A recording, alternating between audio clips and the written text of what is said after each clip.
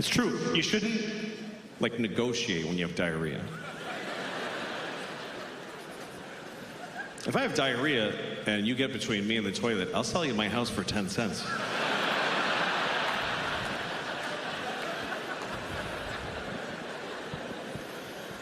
Anyway, that's personal confidence. Another kind of confidence is moral confidence. Moral confidence. That's like knowing that you wouldn't have had slaves, like back when it was okay. That's moral confidence, is being able to say, I wouldn't have done it. Even if I lived in 17 whatever, in Virginia, and somebody was like, you want a slave? I would have been like, no, I'm all set. And I feel confident I can say that.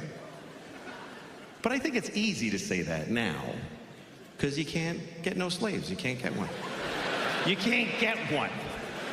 You don't have slaves, but that's not because you're better than back then people. It's because they're not available. There's not, you don't have to decide that. It's not like you're bringing groceries to the car like, fuck, it would be really good if I had a slave, but I won't do it. Mm-mm. No, it's not like they have slaves at Home Depot. I mean, they kind of do. I mean, there are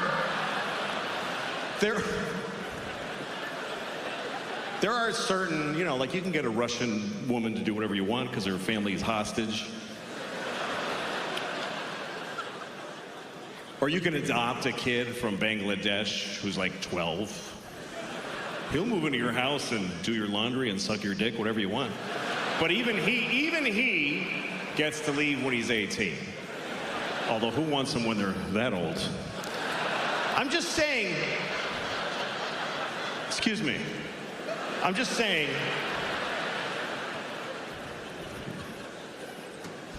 anyway, that's more. Some animals I hate. Bats, I think bats are just disgusting. I hate bats. It's a rat with leather wings. You ever seen one and they like look around? It's like somebody, you know, they have a face. It's disgusting. Hate bats. And I'm sure there's a whole thing of, oh, did you know the bats make all the French toast in the world or whatever? I don't care. Hate them.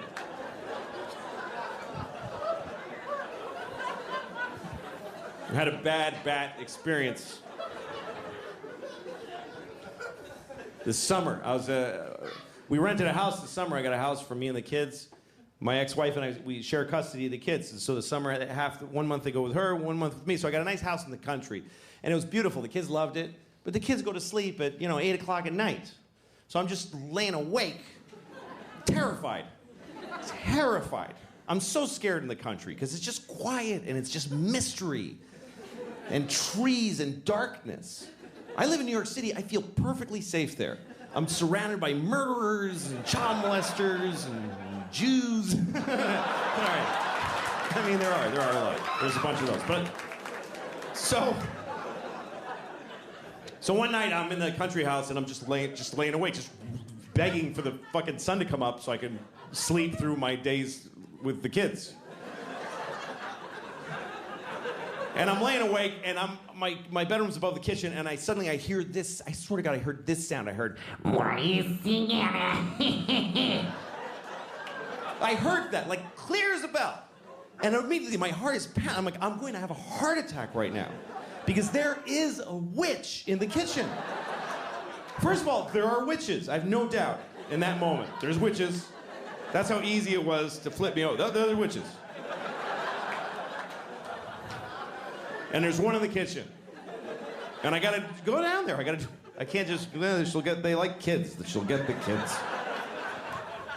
So I go downstairs. I'm terrified. And I'm standing outside the kitchen door like this for like an hour. Too scared to go in until a little bit of logic seeped in and told me even if there is a witch in there, she wouldn't just make a noise and then just stand there for like an hour. So I go in, there's nobody in the kitchen. And then I hear the noise again, and it was the dishwasher. The dishwasher has weird tubes, and when the soap goes through them, it's kind of vocal. I don't know why, but it goes. It was the weirdest thing to watch my dishwasher do it. I was like, all right, it's cool. I'm fine. There's no witches.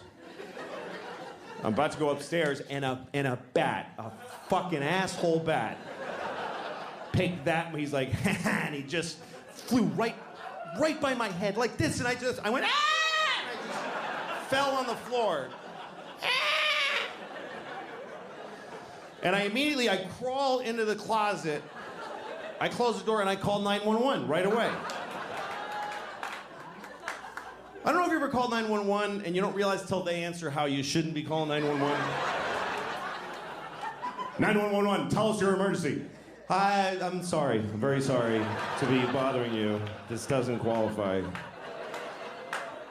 The lady's like, sir, what's the problem? I said, there's a bat in my house. And I don't like it. And she was nice to me, because it's country 911. If you call 911 in New York City, there's a bat in my house, they'll be like, sir, we'll send a car right over to shoot you in the face. But she was nice. She's like, sir, we understand. You're divorced, you're overcompensating with a country house. You're in over your head. She said, call this guy. She gave me a number. She said, call this guy. He's a guy who takes care of bats. He's a man whose bats are his focus. Felt like she was doing a lot of work to not say Batman. Like she was kind of going around. He's a male human who bats are his... I'm not gonna say Batman, I don't wanna say it. So I call the Batman. And he comes over and I'm in the closet looking through the crack. And the bat is on the ceiling hanging upside down and he's just looking around. It's the most disgusting thing. And so finally there's a knock at my door, and I crawl to the door and I open it, and he's like, hello. And he says, where's the bat? And I'm like, So the guy walks over, and he just takes the bat. That's it. He just took it. He's like, all right. Like, yeah, you pretty much nailed it. That's amazing. It's like I called somebody and said, help, there's a box of tissues on my table.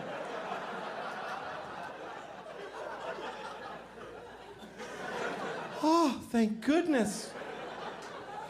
What a relief to have a man in the house. Would you like some sweet tea? Wasn't expecting company. Oh, my robe fell open. He saw my breasts. Ooh, what do we do now, Mr. Batman?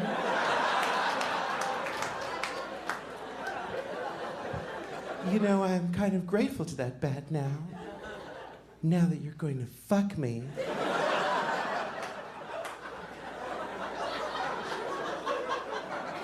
You're not? Well, all right, you can go then. I can't get out of it. I'm sorry. All right. I just like to keep doing that till the laughter stops. I'm just like, fuck, this is getting upsetting. What if I just did that for like 40 minutes? Well, if you weren't gonna help me, then why did you come over? I'm alone here all day and I hardly can handle it anymore. All right, okay.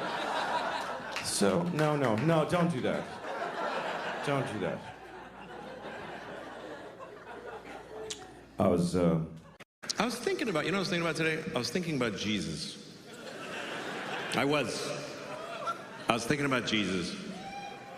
And after I came, I thought that...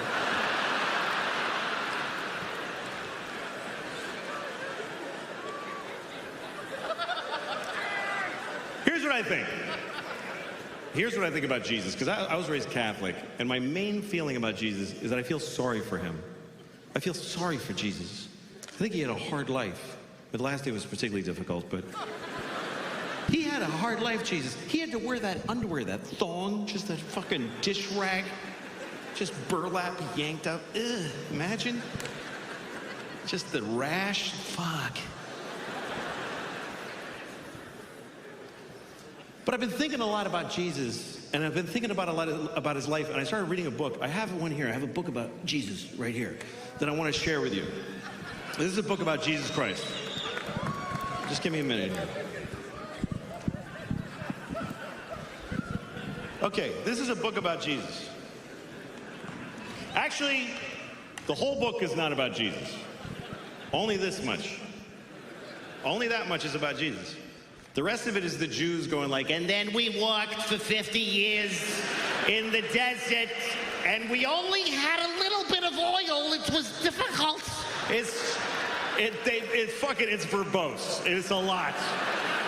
Look at it. It's just Jews just fucking, and then Jacob bought a goat, and he had Isaac, who had Ruth, who had Abraham.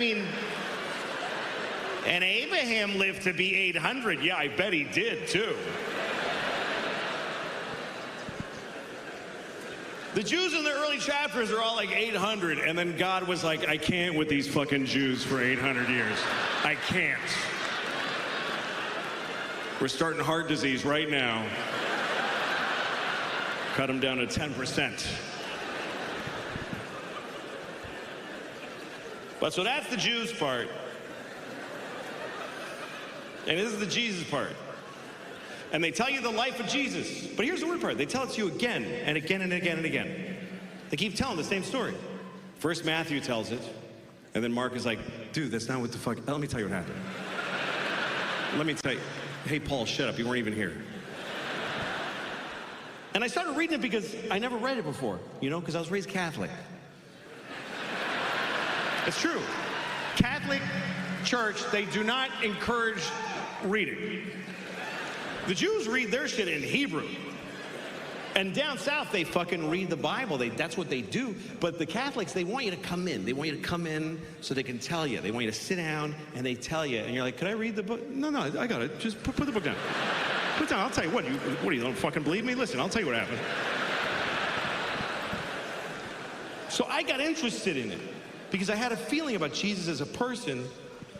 And it's interesting because when you actually read it, it's not as lofty. It's like just regular people. Like here's this story of Jesus turning water into wine, okay? This is John chapter 2, okay? The word of the Lord. Okay, here we go. Okay, here's what it says. Just listen. Just listen to the first part. Okay. And the third day there was a marriage in Cana of Galilee, and the mother of Jesus was there. And both Jesus was called and his disciples to the wedding. And when they wanted wine, the mother of Jesus saith unto him, they have no wine here.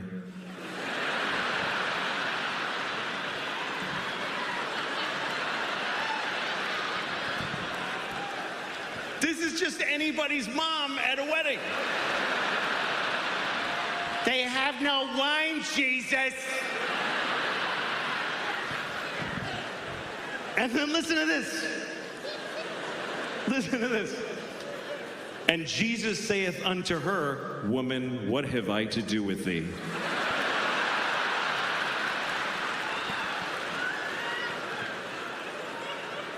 Jesus is like, Mom, don't. Fucking don't.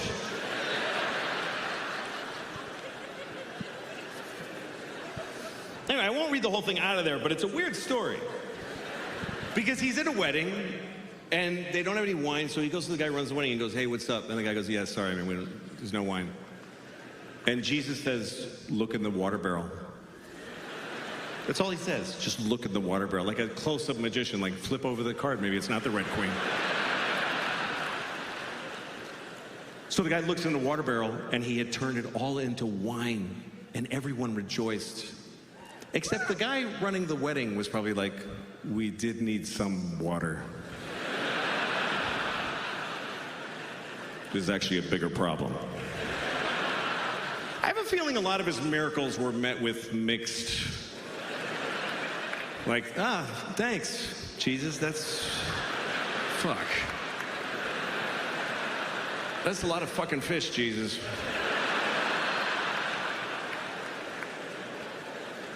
Like Lazarus. Jesus brought Lazarus back from the dead. Lazarus had been dead for 4 days. And Jesus went to his tomb and he just said, "Rise, Lazarus." And it worked.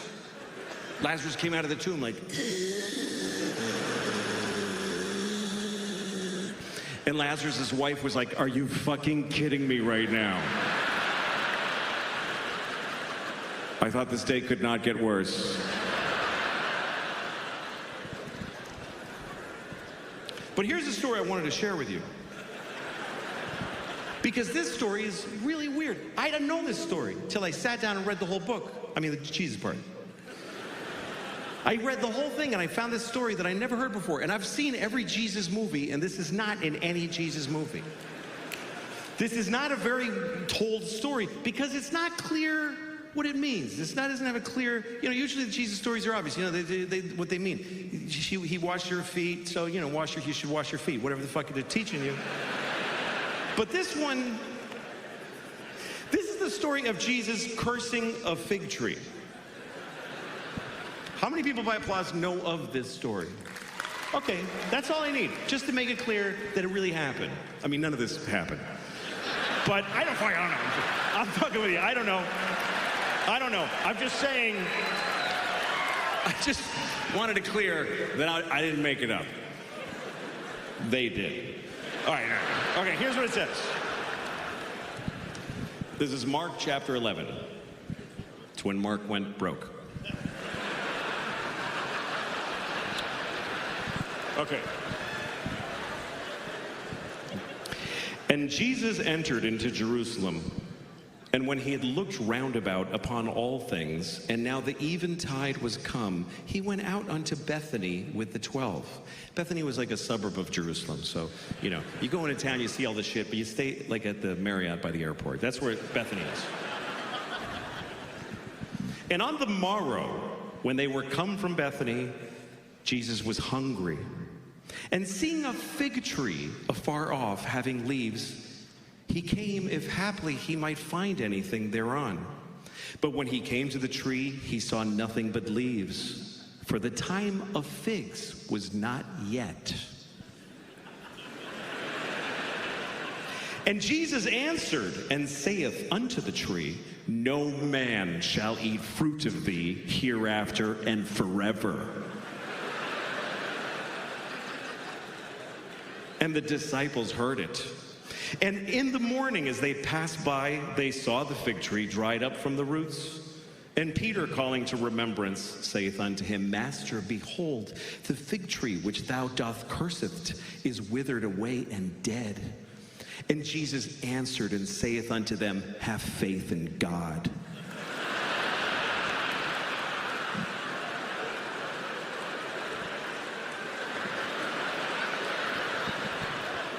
What the fuck kind of a Jesus story is that? What the fuck are we supposed to... Hey, Jesus, you kill that tree. That's right, motherfucker.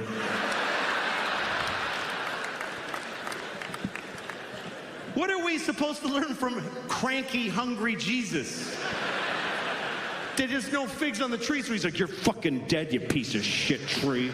You're fucking dead. And the tree's like, But the time of figs is not yet. It's just, I need another week.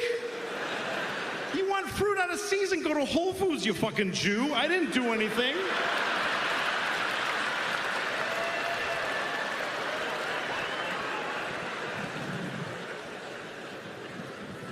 I mean, you can't act like that, man. You can't act like that. You walk around acting like that, and somebody will nail you to a cross. That's what'll happen. That's what'll happen.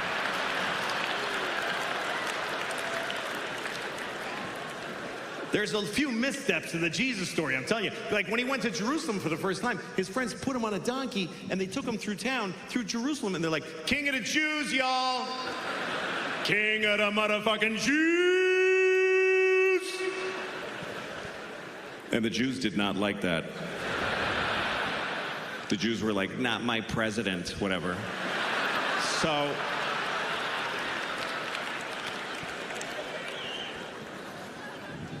So they nailed him to a cross.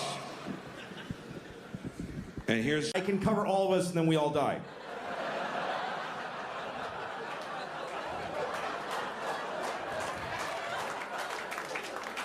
That's my goal. I want to make enough money that we can just lock the door and eat the food. That's it. Daddy, what are we doing today? Go to the food room and pick something out and go to bed. That's all that's required of you. People overthink this life shit. People get all knotted up. I don't know what to do with my life. Like, I don't know, like, what I should be, or like, I don't know. It's like, what should I like do with my life? Just get food, put it in. Put food in here. That's it. Put food in here. Walk around and look for food. And anytime you see any food, put it in here. Just take it and put it in here.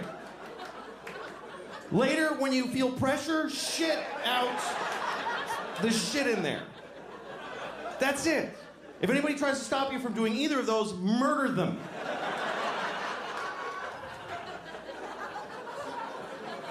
That's it. Doesn't have to be more complicated. Do it till you're died, till you're dead, till you're dead, died, dead. Both hands hurt. Both hands. Both my hips hurt. I'm lucky I have only one asshole. The whole fucking body hurts.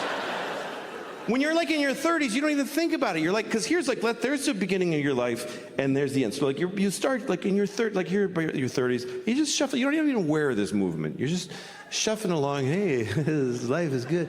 It's pretty cool. And then somewhere you're kind of aware that way down there, people are falling off the edge. Oh, I don't know. It's weird. And then you're not thinking. Then all of a sudden you're close, and you're oh fuck, I knew that guy. Oh my god. Holy shit. But there are signs that your time is coming to an end, you know? Like they don't make my shampoo anymore. They don't make it. It's like, why'd you stop? Like, you're the only one. Nobody fucking cares about you. And so I thought, I'm gonna make my own. I'm gonna make my own shampoo. I'm gonna look it up online. I'm gonna look at the ingredients. I'm gonna make my own. And I found myself at a dinner telling a table full of people. So I decided to make my own shampoo.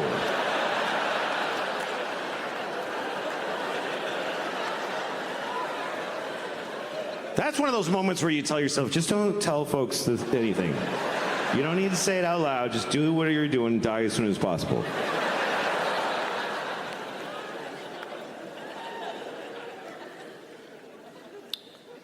Do I have a huge stain? Yeah, that's all right. It's all right. So what? Okay. No, who's running? Oh, okay. I thought they were coming to bring me something. There's nothing you can do. You'd have to change my whole lifestyle for the rest of the show. It doesn't matter. I'm fat. I'm a fat guy. I'm fat. My pronouns are that fat fuck and...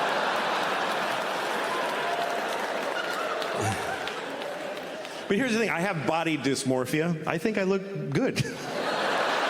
I like this. I'm fine with it.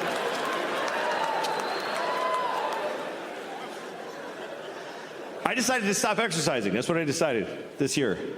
I'm just not doing it anymore. I made it to 55. If I stop exercising now, it just means I might make 75 instead of 78. It's not that big a fucking deal. I'm just not gonna do it. You know who inspired me? Was Trump. It's the one thing he said that I liked. I don't know if you ever heard this, but Trump believes, he just believes, nobody told him this, but he believes that you should move as little as possible because you have a finite amount of movements and then you stop. He believes that. He just went, yeah, that sounds right, and he just thought it up. And he's proving it to be true. I mean, it's fucking working. I don't like the new exercise either. I don't like the Peloton, you know. It's a bike you ride and there's a video that encourages you. And they have that mirror that you stand there and it teaches you exercises. Then they have that gun you put in your mouth and you fucking...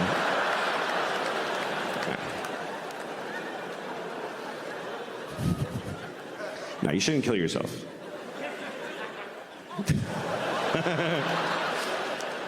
That's why I think you should not kill yourself. That's my opinion. I don't know you. Ask somebody that knows you. But my general feeling is you shouldn't kill yourself. You know why? Because you're going to die anyway. You're going to die. What are you getting violent for? It's going to happen. I wish I was dead. You will be. Just sit there. You don't have to do anything. It really is the most effective argument against suicide, is that you're going to die either way. It also happens to be the best argument for suicide, which is awkward. Go ahead. You're going to die if you don't.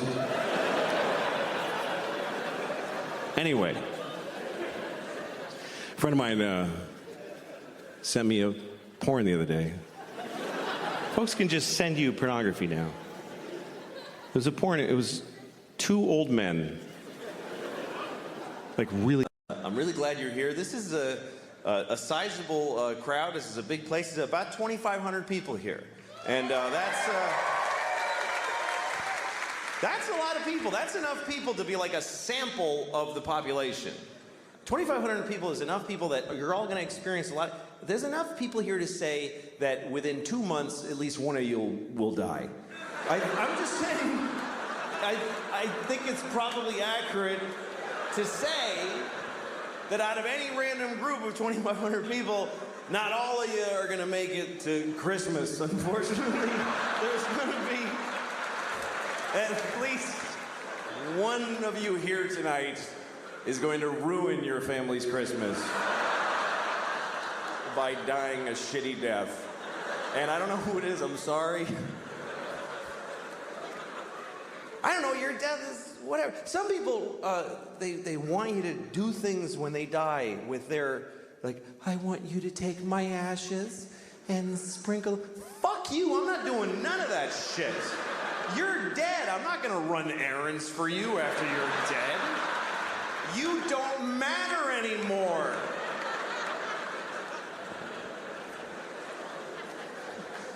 Some people try to do something, noble with their bodies. They try to have their bodies have some use after they're dead, which I think is a good thought. You're only borrowing your body. You're only borrowing everything. If your body's worth anything when you're done with it, you should pass it on. That's something I really believe. I mean, I'm not going to do it. Because I don't want you. It's mine. I have a lot of beliefs, and I live by none of them. That's just the way I am. They're just my beliefs. I just like believing them. I like that part. They're my little believies. They make me feel good about who I am. But if they get in the way of a thing I want, or I want to jack off or something, I fucking do that. But some people take their body. My grandmother, she, just for the layman, my grandmother, she gave her body to a medical school, so for it to just be examined and dissected, which is a good thought for that. But they're her survivors, or her family. That was a person. That was my grandmother. She used to wear glasses and say things. And now she's just shaved head on a metal table with a hungover medical student trying to dig out her pancreas, and he gets an F. Imagine being the body where the kid got an F on you. The teacher's like, no, you idiot. And he writes F on her tit with a Sharpie and just throws her down a chute on a pile of F body.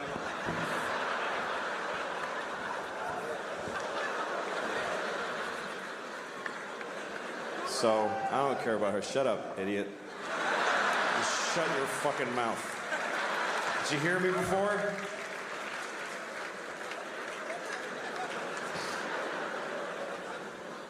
Okay, so what am I going to do with my body? I'm going to die, and I got to tell people what to do with my remains. And I have an idea for something to do with my body, or for other people to do with it, that will do good in the world. And it doesn't exist yet as like an institution, but I'm going to create it, starting with my body. And what it is, it's a place where you can go and be with a dead body, and you just do whatever you want. And the point of this is that there are people out there who have sexual compulsions and they can't control them, and so they go and they bother alive people. And this, you get it out of your system. This is the deal. You go in the room, there's nobody else with you, you got 90 minutes, you just do whatever you want. Whatever it is. Shit in my mouth, you want to stick my toe in your pussy, piss on my face, whatever is the thing you got to do. Jack off with the cartilage of my ear, whatever is your heart's desire. I want to be the Willy Wonka for perverts. You can come on my back and pretend that I'm your father. I am dead, I don't mind.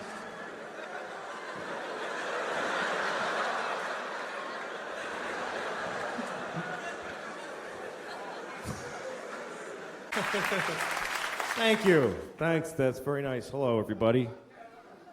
How are you? Good, thank you. Oh, good. Thanks for coming. Thanks for being here. Thanks for not dying before you got here. It could have happened. Thanks for getting through the traffic. I drove here, and on the way here, I saw a bumper sticker on a car, and it said, "Tell your girlfriend I said thanks." Isn't that a little personal for a bumper sticker, really? A bumper sticker should be like, "Hey, I'm in front of you," whatever, you know. Not, "Hey, I fucked your girlfriend." You want that on your car all day for whoever's behind you? Tell your girlfriend I said thanks. How does he know I'm not behind him just getting mad and crazy, taking it personal, motherfucker? I follow him home. I get out of my car in his driveway with a pipe. What the fuck does that mean? Thank her for what exactly? Wait a minute, you fucked my girlfriend? Then you made that bumper sticker and found me in traffic and got in front of me?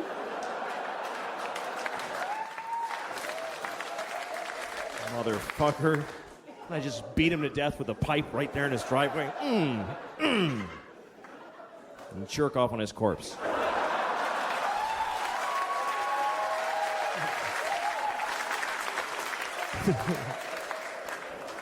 Didn't need that part. Didn't need it.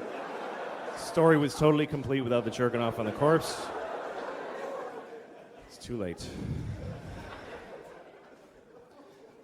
I was on the subway in New York. This isn't another sex story. This is a traveling story. Are you ready? So I'm on the subway, and I'm standing there. I wasn't holding anything. I just like to stand like this. I'm standing there. I walk around the city like this. Hi. So I'm standing there, and from behind me over here, I hear this. I hear, and I was like, ooh, okay. This is a crazy person. I mean, it's not a big surprise in New York. Then I heard it again. I was like, all right, I want to see the crazy person.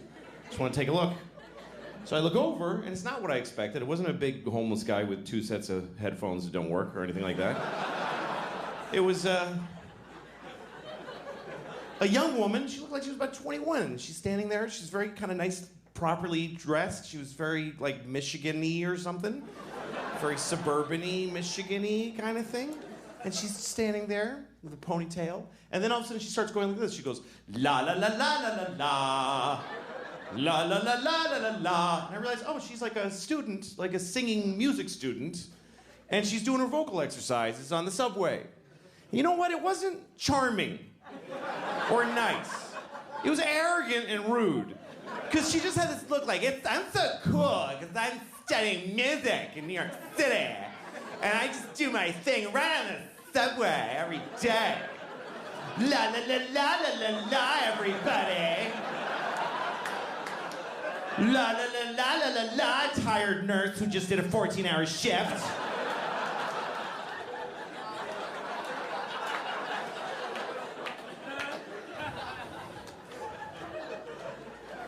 The way things are going, I really am. It's such an interesting time.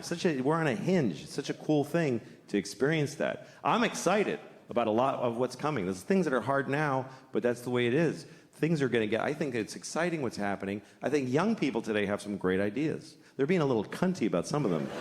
But the ideas are good. The ideas are good. Like when I was growing up, we had two genders, male and female. Now you have all these expansion teams. I think it's very exciting. It is.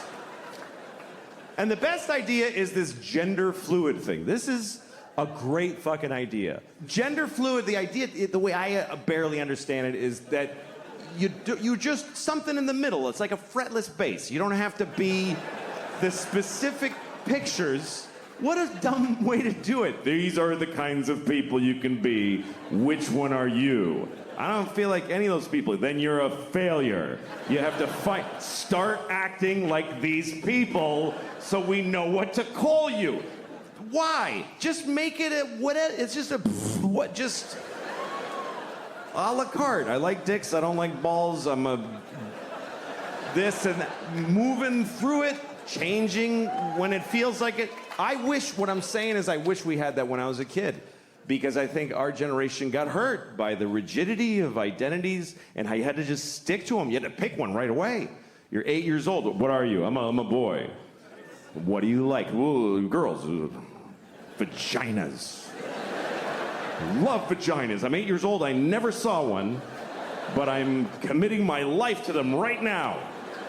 I didn't even get to smell one for a second. Just a sniff.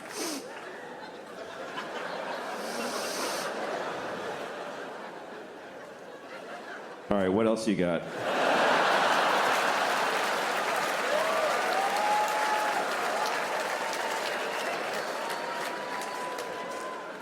"10 years old. Are you gay?" No. I hate dicks. Hate them.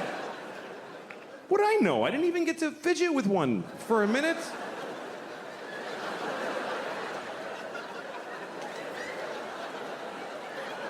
This banana's too hard.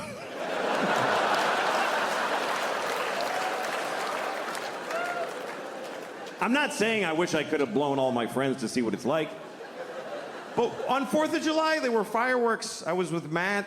There was a feeling. I don't know what could have happened. I have no idea.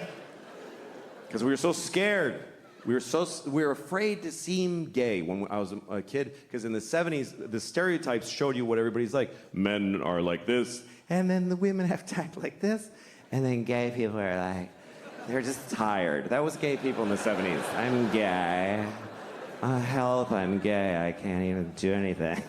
That's what gay men were in the 70s. You ever meet a gay person? You don't fuck with gay people. Not today. They're all athletes, first of all. And they got their shit together. They're motherfuckers, gay people. Your landlord's gay. They're billionaires. They own Apple. They're in the cabinet. They're in the Navy. They're cowboys and Indians and construction workers. Gay men are men. You ever go in a gay-owned business? He's like, "Can I help you?"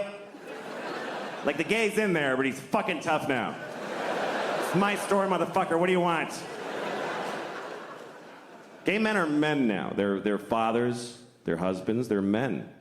Today's heterosexual men are faggots. I don't know how that happened. But they're fags. I'm saying that with love and as an old man on his way out the door, but they're fucking fags. They're intelligent and they're evolved, but they're fags. They're just with a pajama shorts and it's just pale, almost blue. My wife got a promotion today. Oh, good for you, faggot. I'm so happy. I'm happy for him. Sounds like they have a good life together.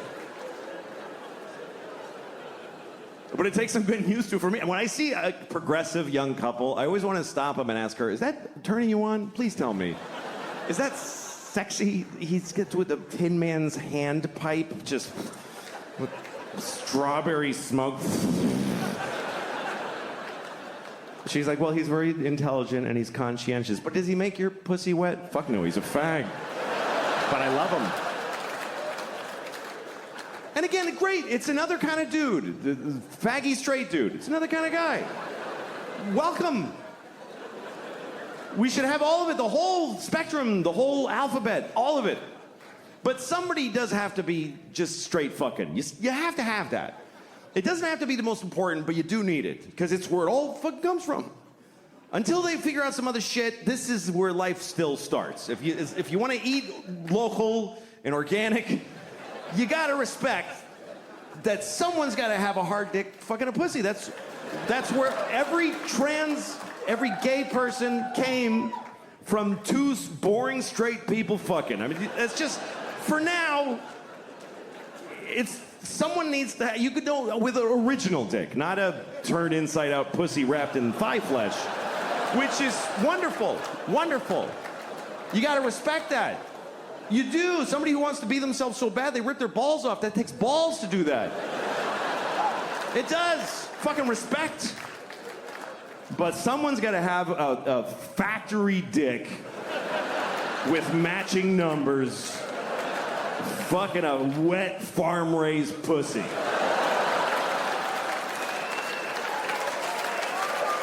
Thank you very much. Good night, everybody. Thank you. It's really a flaw in men that we would all do that.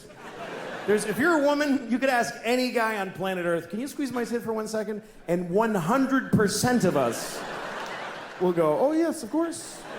That doesn't matter. I could be doing open heart surgery. Oh yeah, okay. Oh, don't worry, he's not your tits. Don't worry about it. I don't know why we love tits so much. Some people say it's because we breastfeed, but so do women. Or, you know, baby women. Not grown-up women don't usually. You don't see like a 68-year-old woman, like a stately look, you know, like Sigourney Weaver, like sucking milk out of a young woman's tit. Thank you, Deborah. I'll see you tomorrow, 2 o'clock. It's not usually the thing, is the elderly breastfeeding from the young. Except for at the end of The Grapes of Wrath, which I don't mean to ruin that book for you, but you should have read it by now. I don't know if you read The Grapes of Wrath, but that's how it ends, with an old dying man sucking milk out of a young girl's tit. And then the book is over. And you're like, Jesus, what happened at the end there? That's crazy. There's no other book in that genre. There's no dense, historic classic that ends with a weird, porny paragraph at the very... And then Anna Karenina shat on his chest. Holy moly with that! The end. Oh my God! That is a violent shift in tone at the end of that book. I've been reading this book for 3 months.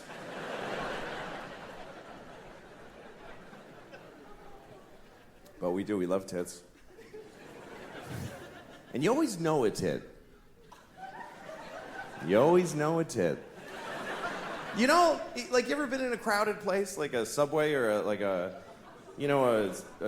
sports stadium, and you're smushed in with other people, and your elbow touches a tit behind you, like, that's a tit! I just touched it! I know that was a tit! I know it! Because the sensitivity of the male elbow to tit flesh specifically is unbelievable. Just to tits, because you could drive a tack in there, I'm not gonna feel it. But a tit, through a shirt and a sweater and a jacket, and her jacket, sweater, shirt, and bra, somehow, it's a tit, I touched a tit. I touched a tit. I touched one tit. One tit. That's rare to touch one tit. It's like a 4-leaf clover.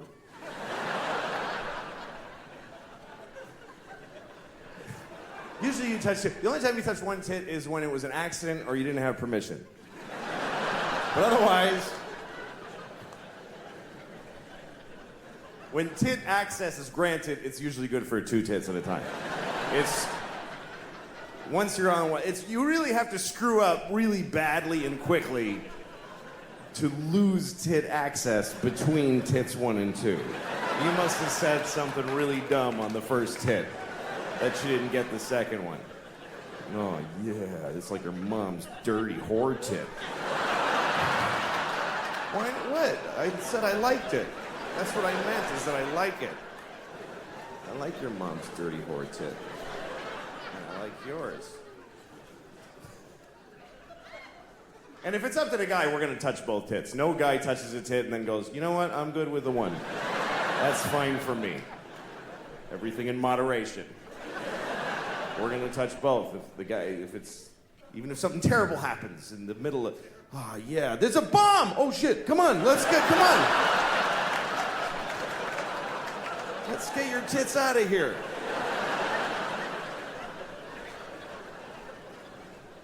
I've seen a few tits. I've seen, I don't know, 48 maybe, I don't know. Person without. And then the food, we feed them food that tastes like insanity. It's insanity, our food. The difference is you should be able to give a kid an apple and they go, oh, thank you. I love apples. Kids can't even taste apples are like paper to Oz with my daughters. Is that enough of a palate cleanser? All right. I'm watching The Wizard of Oz. I don't know if you've seen it. It's about a little girl named Dorothy. A very sweet little girl, played by an alcoholic older lady who lives in Kansas. She has a dog. She's very upset. And she keeps telling, my dog. And everybody's like, this is a farm. We're working. Leave us alone. And then there's a tornado, and they all run inside, and they barely look for her. It's unbelievable. It was so upsetting to me when I was a kid to see this movie. Because Auntie Anne's like, Dorothy! Okay, fuck it. And she just goes right inside, bolts the door.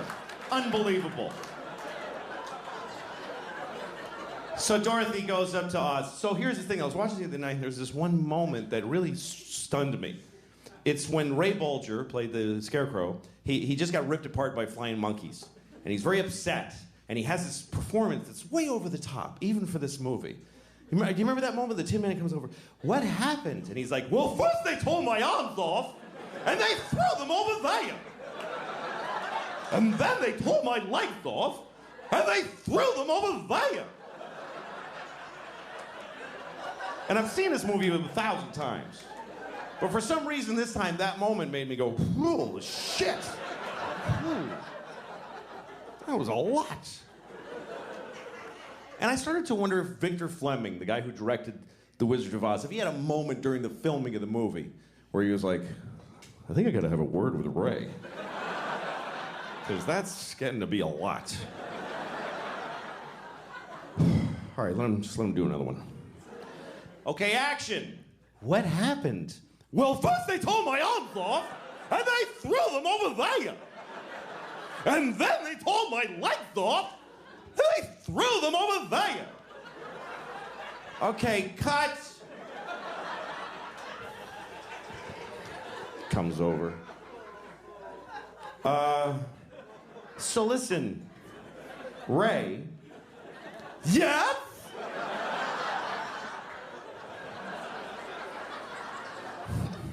Nah, you're fine. I got stopped in security the other day because of my carry-on bag, you know, when they put it through the thing to make sure you don't have a gun in your Who's still doing that? Who's still trying? Hey, maybe this time they'll let me get through with a gun. Shit, it's gonna be a tough year. They stopped my bag. I had clay in my bag. I sometimes travel with clay. I'm not an artist, but I make little dicks. They're this big, and they're perfect, and I make it. And I hold it and I walk around town with it. Nobody knows.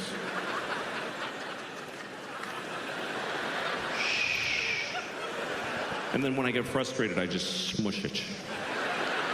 Now you're nothing. Now you're nothing. Anyway, it's relaxing. So I had clay in my bag. I didn't think this was an issue for security until I saw her. She took the plastic bag of gray clay out of my... She goes, it looks like C4 plastic explosive, you know, like a lot. She says, what is this? And I go, that's clay from an art store. She goes, no, I can't let you have that. I said, okay. So she put it away and she said, have a nice flight. I'm like, look, either that's a bomb or it's not.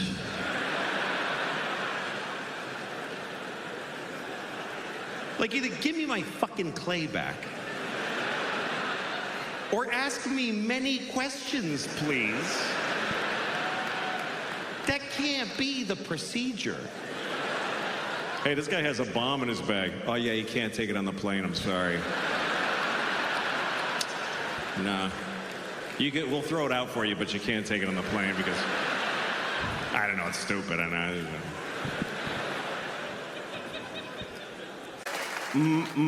My favorite sex position.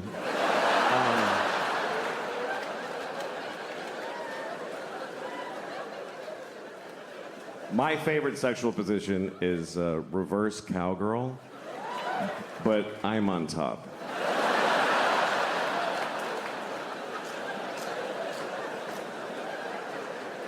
Are you picturing it? It's good. It's really good. Nobody gets pregnant. It's a lot of fun. New York City. I am a native New Yorker. A lot of my friends that used to live in New York have now left, yeah. They'll ask me stuff. They're like, what is New York like with the pandemic winding down? I'm like, I don't know. It's kind of empty, but there's still nowhere to park. Which is crazy when you think about it, because 43,000 people died from COVID here, so where are all the parking spots? Now, I know what you're going to say. They didn't all drive, but there should be at least 5 extra spots. I shouldn't be circling for hours. I still hit traffic. That's how I know we have not even made a dent in the number of people that need to die in New York City for it to be enjoyable. It's not great. I lived in New York City my whole life. I've never had a good day. People are like, why don't you move? I'm like, where am I going to bring this attitude to? Think I'm going to do well in Oklahoma? Yeah, and if you drive in the city, you can't be a good person. I was driving through the Holland Tunnel the other day. This lady cut me off. I just said out loud, I'm going to smash my car right into her. That's what I thought was a good idea. And then we were coming out. I was able to cut her off, and she got very upset. She told me to go fuck myself, and she had such an angry look on her face, and I remember it because I think about it when I come.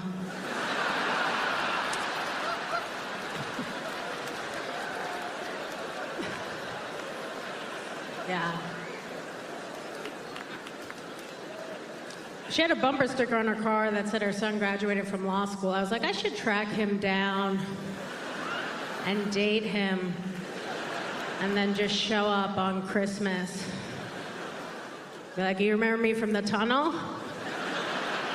You told me to go fuck myself, now I'm fucking your kid. I think what I'm trying to say is I want a gun. No, I can't get a gun. I would use it the first day. So, what I've started doing instead, though, is just fake shooting people. You can fake shoot as many people as you want. There's actually no law against it. I was trying to get off an exit the other day, and this guy was also trying to get off, but he missed the exit, so he's just reversing on the highway. Not worried about killing all of us. Then we just ended up at a red light together. I just put my window down, emptied a whole fucking clip right into his dumb fucking face. Now, if that was a real gun, I would never get to see how mad he got. I don't know. I try not to pay attention to what's going on. People already want to talk about the next election. They're like, you know, I think Trump's going to run again. Who are you going to vote for? I'm like, I am one flat tire away from killing myself. I vote for me not to be here. I don't know. I do love, though, that Hunter Biden is a crackhead. Doesn't it make you feel so much better about yourself? You're like, if the president's son can't stop doing crack, how am I gonna stop? Yeah. He's been doing crack for a long time, which I really respect. What is that saying? If you do what you love, you'll never work a day in your life.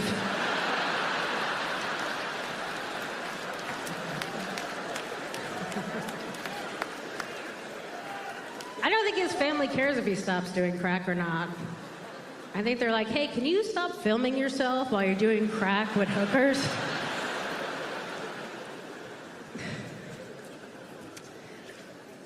couple of months ago, I was in a restaurant, and Hillary and Bill Clinton were in there, and I asked to take a picture with them, not even because I like them.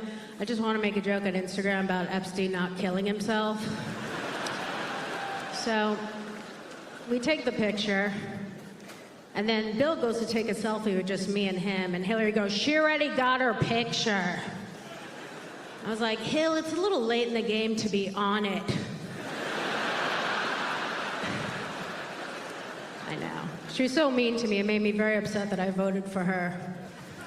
And then I started thinking about what their fights are probably like. At some point, he has to want to shut her up. He's like, "Well, we're going to eat dinner where I want to eat tonight because I won the election." Actually, I won twice, and I had to run against real people. How upsetting do you think that is for Bill? If I was Bill, I would have been so embarrassed that I would have hired the same people the Clintons hired to kill everybody else that works for them. Have them just kill Hillary. I don't know. I do want to be rich, though. We all want to be rich. I don't want to be too rich, though. I do want to stop right before it's okay to fuck kids.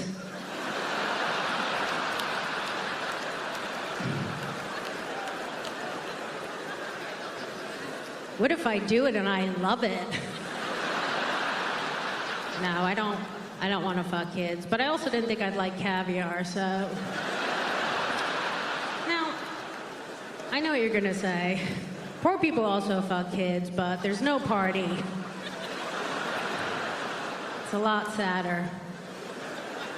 It's just a guy in a UPS uniform walking over his truck like, "Man, I can't believe I fucked that kid. This is not good." But, you know, rich people are on their yacht like, "Man, I can't believe we're fucking these kids." Just high-fiving each other. You work so hard, Bill, you deserve it.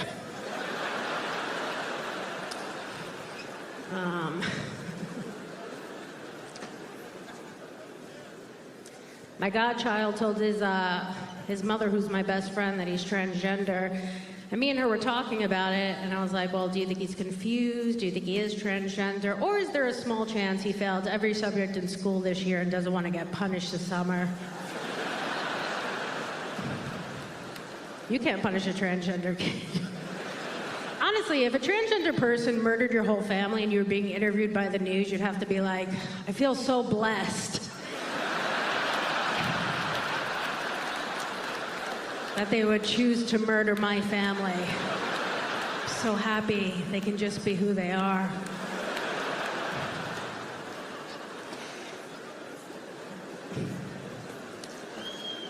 Look, I do think you should be able to do whatever you want. No, stop. I have to get out of here. Stop.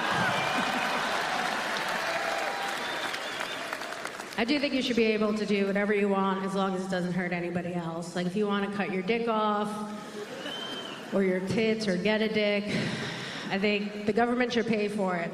If we can pay for the whole Ukrainian war, we could finance a couple of cocks.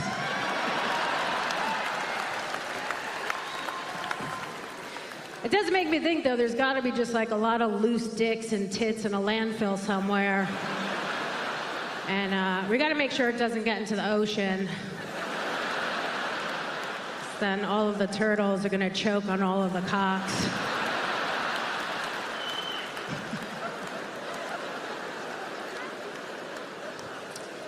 Can you imagine the PSAs for that? Where they're like, "Please dispose of your cocks properly. The turtles are dying again." Except for that one gay turtle.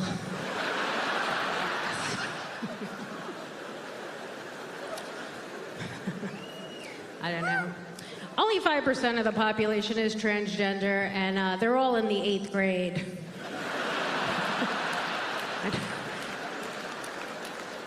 People are very concerned about it. It's like, hey, it's gonna work itself out. They have no idea what being trans is. They think it's just changing their name. Wait till they find out what they really have to change. But my godchild, he was born a boy, identifies as a girl, and is dating someone that was born a girl and identifies as a boy, so they're just a straight couple. So, it's gonna be okay.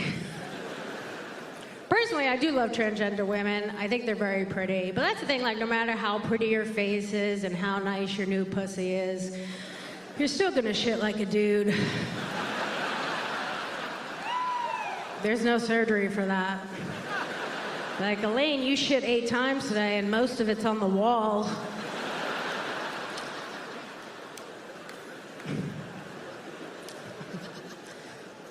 Personally, I don't understand why transgender people get very upset if you call them by the wrong pronoun. I'm like, you were born the wrong gender, so obviously you get mistakes happen.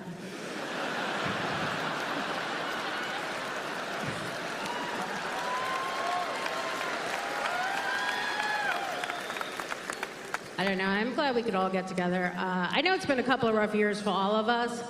I do think, though, it's been the hardest on white women. Oh my God, everybody hates us so much. I'm like, I don't know why. We're being the most helpful. Like, anytime we see a black guy, we're like, hey, I'm gonna call the cops. They give you a ride home. Not all white women suck. It's usually the ones that are wearing scarves in the summer. Just getting upset by jokes that have nothing to do with them. We're like, why are you getting upset about this joke about Asians? Let Asian people get upset about that. Why try to take that from them also? I figured it out, though. We just have way too many white women right now, and nobody is checking us. And it's because we don't have any more serial killers. They were keeping down the white woman population. Whether you want to think about it like that or not, Ted Bundy was a hero. And how do we repay him? We locked him up for doing the Lord's work. Yeah, Ted Bundy was a family guy. He just wanted to hang out with his kids and read to them and hold his wife's face while they fucked, but he couldn't. He had to be out there every night just killing white women so that black people could be safe. And when you think of it like that, it does make you think that Martin Luther King was a lot of talk. No, obviously, I think they're both great. They're both great, you know. Let's be honest, you know, MLK wasn't out there killing white women, you know. He was too busy fucking them. What? He could have choked some of them out a little too hard. It's almost like he didn't care at all. I guess what I'm trying to say is Ted Bundy has done more for black people than Martin Luther King, and he should also have a holiday during Black History Month. All right, guys, that's all for me. Thank you so much.